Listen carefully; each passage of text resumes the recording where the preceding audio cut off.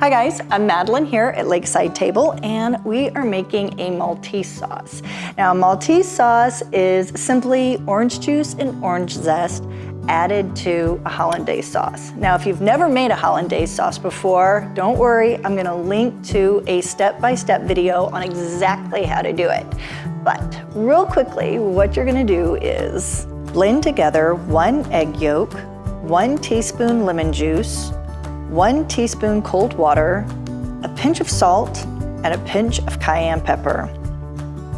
Then melt 1 stick of butter and get it super hot, but don't brown it.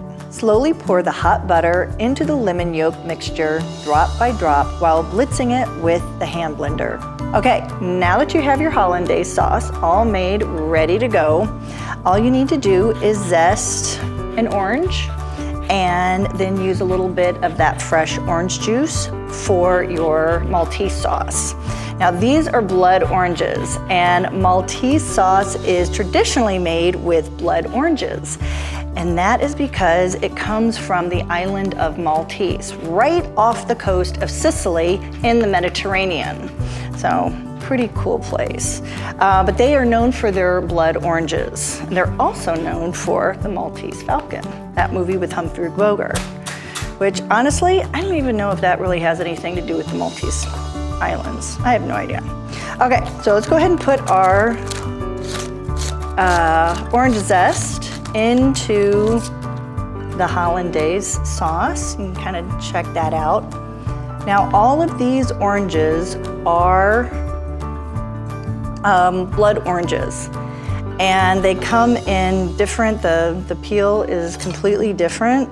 So I'm just curious, let's just see if there's any difference on the inside.